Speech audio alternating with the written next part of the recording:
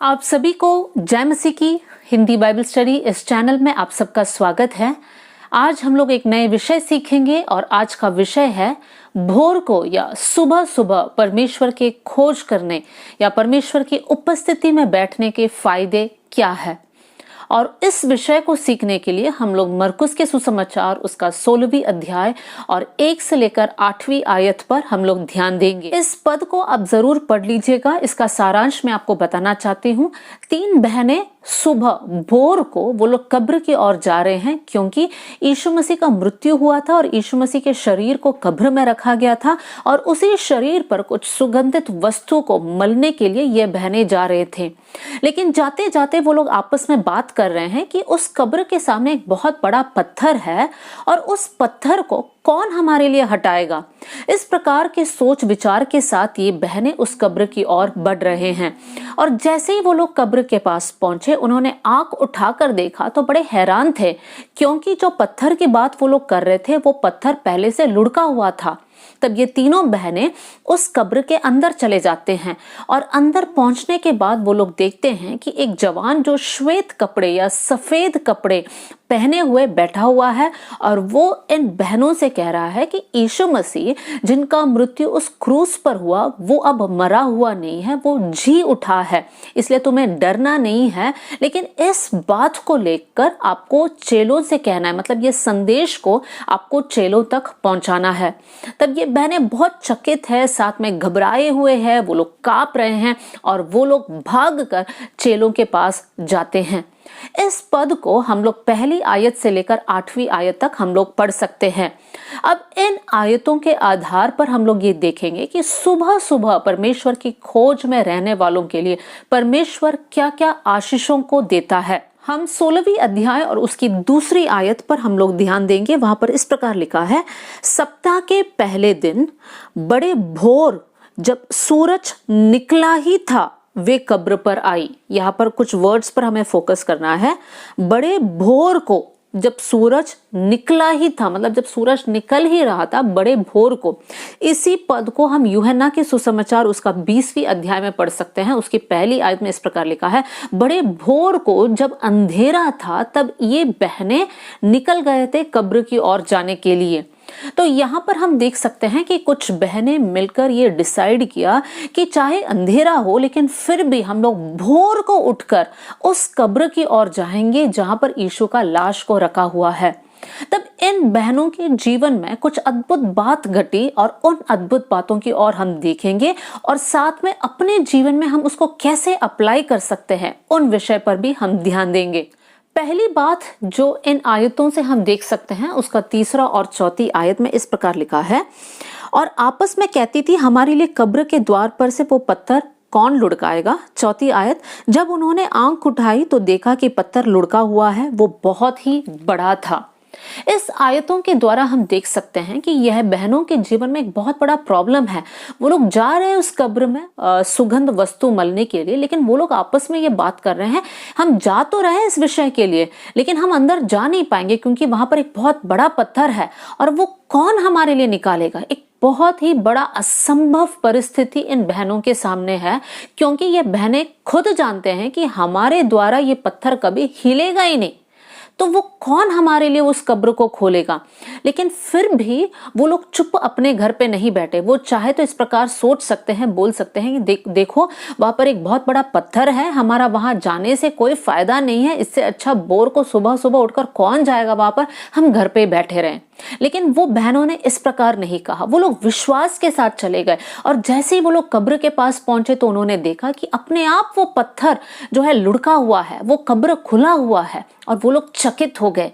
तो प्रिय भाई बहनों, सबसे पहली सीख इस पद से जो हम लोग अपने जीवन में अपना सकते हैं वो ये है, सुबह सुबह अगर आप परमेश्वर की उपस्थिति में बैठकर प्रार्थना करोगे, परमेश्वर की खोज करोगे, तो आपके जीवन में इस पत्थर जैसे असंभव परेशानियां या बंद दरवाजे जो है परमेश्वर सही समय पर आपके लिए खोलेगा। देखिए, इन बहनों को यह खबर नहीं मिला कि पत्थर लुढ़क गया और फिर इन लोग नहीं जाते हैं, उन लोग विश्वास के साथ चले जाते हैं और परमेश्वर इनके लिए कार्य करता है। तो प्रियो, आज हो सकता है आपके जीवन में बहुत बड़े परेशानी से आप होकर जा रहे हैं, सारे दरवाजा आपके लिए बंद होगा, आप इस प्रकार सोच रहे हैं मैं कहीं से भी आगे नहीं जा पा रहा हूँ, मैं कहीं से भी आगे नहीं निकल पा रही हूँ, लेकिन फिर भी आप विश्वास कीजिए, परमेश्वर के उपस्थिति में बैठकर समय बिताइए, परमेश्वर सही समय पर आपके लिए रास्ता खोलेगा। हमारा परमेश्वर वो परमेश्वर है जहां पर रास्ता नहीं भी है, वहां पर परमेश्वर हमारे लिए रास्ता बनाएगा। इसलिए विश्वास कीजिए परमेश्वर पर और प्रभु के साथ समय बिताने के लिए सुबह सुबह आप उठिएगा। दूसरी बात को जो हम इस पद के द्वारा देख सकते हैं वो है उसकी 5वीं आयत। कब्र के भीतर जाकर उन्होंने एक जवान को श्वेत वस्त्र पहने हुए दाहिनी ओर बैठा देखा और बहुत चकित हुए। यहाँ पर हम देख सकते हैं कि ये बहनें उस कब्र के अंदर गए और उसके अंदर जाते ही उन्होंने देखा एक जवान श्वेत वस्त्र, बहुत चमकने वाला सफेद वस्त्र को पहने हुए उस कब्र के अंदर बैठा हुआ है।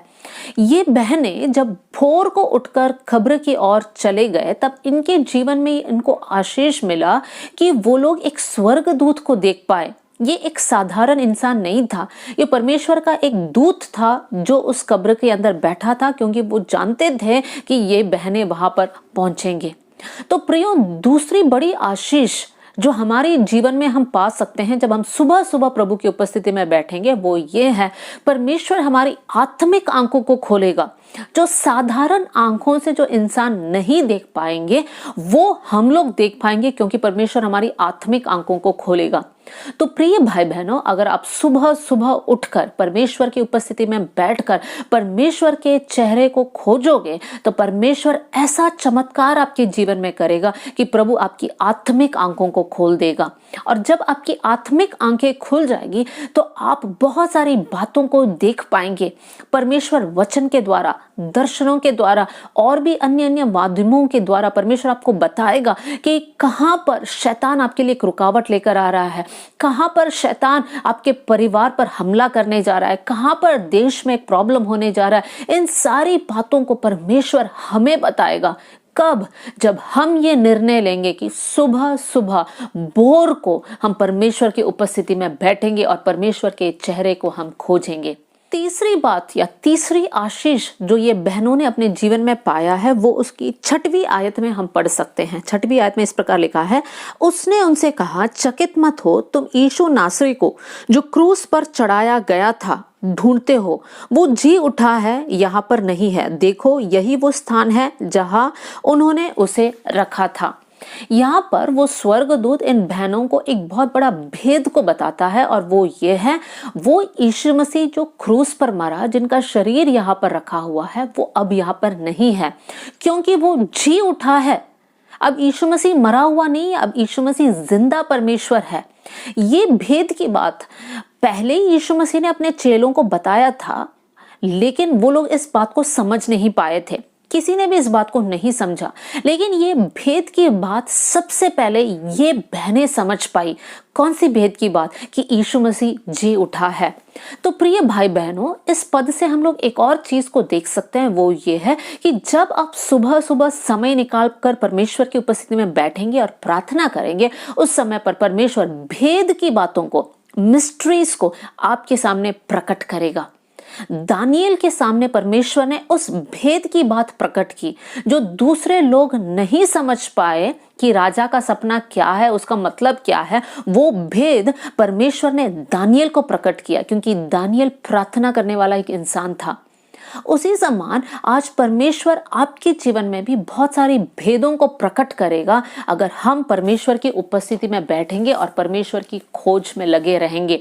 जब आप वचन पढ़ते हैं, हो सकता है बहुत सी बातें आप समझ नहीं पा रहे हैं, लेकिन उसको बंद नहीं करना। आप परमेश्वर की उपस्थिति में बैठना, जैसा एक बच्चा एक पिता से या एक माता से बात करता है, उसी समान हमें अपने स्वर्गीय पिता से बात करना है कि प्रभु आप मेरी बुद्धि को खोल दीजिए ताकि आपकी गहरी बातों को, आपकी गूढ़ बातों को मैं समझ पाऊं परमेश्वर पिता।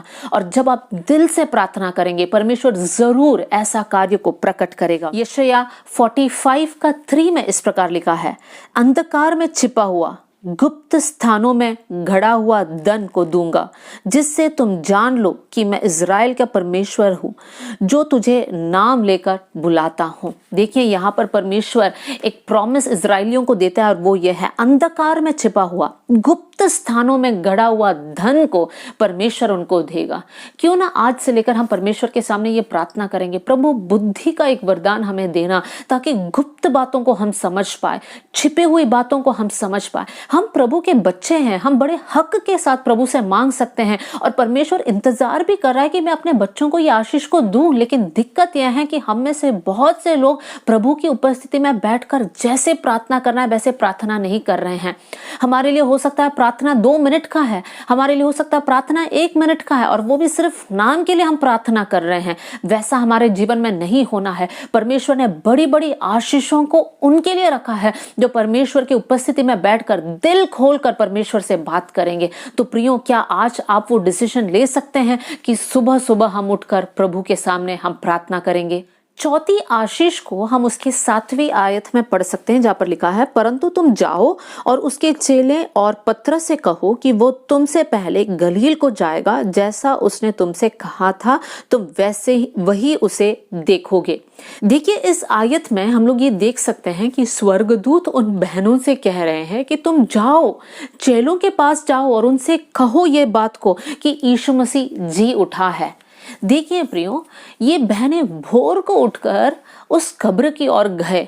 उनका जो प्रभु यीशु के प्रति जो प्रेम था वो लोग प्रकट कर रहे थे, और उस समय पर एक नया कमीशन, एक नई जिम्मेदारी उनके हाथ में आता है, और वो जिम्मेदारी ये है कि जाओ और चेलों को बताओ कि मैं जिंदा हूं। इस बात को स्वर्गदूत इन बहनों के हाथ में पहुंचाता है। प्रिय बहनों, प्रिय भाइयों, जब हम सुबह सुबह परमेश्वर की उपस्थिति में बैठकर प्रार्थना करेंगे, परमेश्वर कुछ जिम्मेदारियों को हमारे हाथ में देगा, कुछ वरदानों को हमारे हाथ में देगा, और हम परमेश्वर के राज्य के लिए इस्तेमाल किया जाएगा। क्या आप चाहते हैं कि मैं परमेश्वर के राज्य के लिए इस्तेमाल किया जाऊं, मैं परमेश्वर के लिए कुछ ना कुछ करूं, मैं प्रभु की सेवा कैसे भी करूं? कर वो इच्छा अगर आपके अंदर है और आप समझ नहीं पा रहे कि कैसे करना है, तो सबसे अच्छा उपाय ये है कि आप प्रभु के उपस्थिति में बैठिए और प्रार्थना कीजिए। क्या प्रार्थना करोगे कि परमेश्वर, आप अपनी सेवकाई के लिए मुझे इस्तेमाल कर, आप परमेश्वर कुछ जिम्मेदारियों को मेरे हाथ में दीजिए और आप मुझे मदद कीजिए ताकि मैं वफादार रहूं उन जिम्मेदारियों के प्रति। इन बहनों के हाथ में वो सबसे पहला वो कमीशन उनको मिला कि जाओ और बताओ कि यीशु मसीह जिंदा है। ये बहनें कितने धन्य है कि यीशु मसीह जिंदा है, ये खबर सबसे पहले इनके पास पहुंचता है। चेले जो 3.5 साल यीशु मसीह के साथ रहा, उनके पास ये पहुंचता नहीं है, लेकिन इन बहनों के पास पहुंचता है। तो प्रिय भाई बहनों, जब आप प्रभु के साथ बैठोगे, परमेश्वर के प्रति उस प्रेम को आप प्रकट करते रहोगे, तब परमेश्वर कुछ जिम्मेदारियों को आपके हाथ में देगा। अब तक हमने 4 बातों को देखा इन बहनों के जीवन के द्वारा। सबसे पहले हमने ये देखा कि परमेश्वर ने उनके प्रॉब्लम्स को सॉल्व किया, उनके लिए बंद दरवाजे खोल दिया। दूसरी बात हम देख सकते हैं, परमेश्वर ने उनकी आत्मिक आंखें खोल दी। तीसरी बात हम देख सकते हैं कि उन्होंने गूढ़ और गहरी बात को परमेश्वर की ओर से प्राप्त किया। चौथी बात हम ये देख सकते हैं कि उनके हाथ में परमेश्वर की ओर से कुछ जिम्मेदारियों को उन्हें मिला, जो उनको परमेश्वर की राज्य की बढ़ोतरी के लिए करना था। प्रिय भाई बहनों, इस पद के द्वारा मैं आपको हिम्मत देना चाहती हूँ, आपको एनकरेज करना चाहती हूँ। क्या आज से लेकर आप ये इस बात को डिसाइड कर सकते हैं, प्रभु के सामने एक निर्णय ले सकते हैं कि प्रभु, हर दिन सुबह आपकी उपस्थिति में हम बैठकर प्रार्थना करेंगे।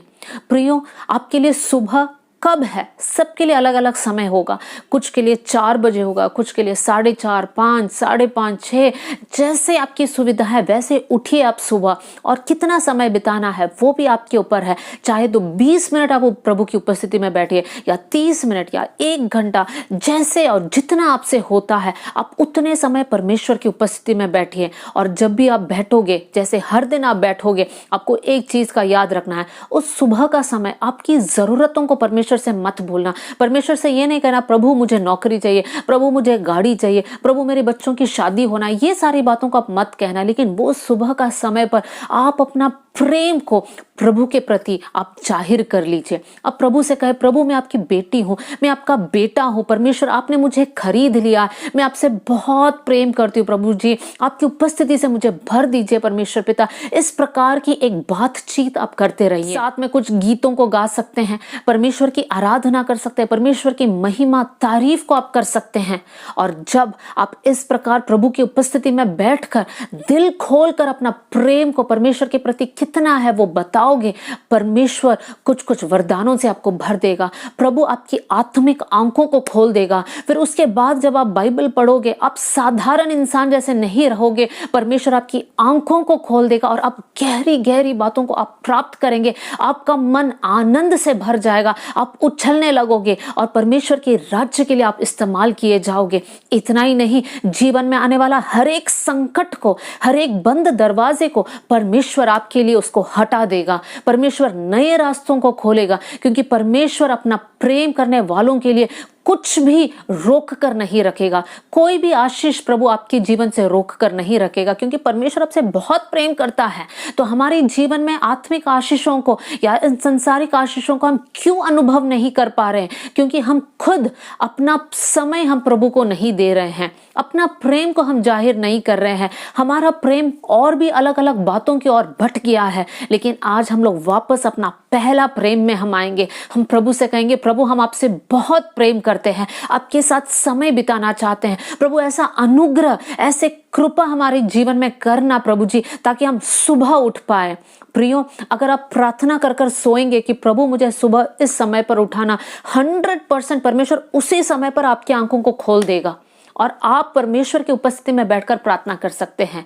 लेकिन बहुत से वक्त ये देखा जाता है कि जब प्रभु हमारी आंखों को खोलता है, हम प्रभु से कहते हैं, प्रभु 5 मिनट और हम सोएंगे, बाद में उठकर प्रार्थना करेंगे। और जैसे ही हम सोते हैं, फिर हम कभी हमारी आंखें समय पर खुलती नहीं है, फिर बहुत हम लोग देर कर जाते हैं और फिर हमारा जीवन व्यस्त होने के कारण प्रभु के साथ हम समय नहीं बिता पाते हैं। लेकिन इन दिनों में एक फैसला लीजिए, प्रभु हर चीज से बढ़कर, हर रिश्ते से बढ़कर हम आपसे प्रेम करते हैं। इसलिए सुबह उठकर आपकी उपस्थिति में बैठकर प्रार्थना और स्तुति और आराधना करना चाहते हैं। प्रभु आप सबको इन वचनों के द्वारा मदद करे। जय मसीह की।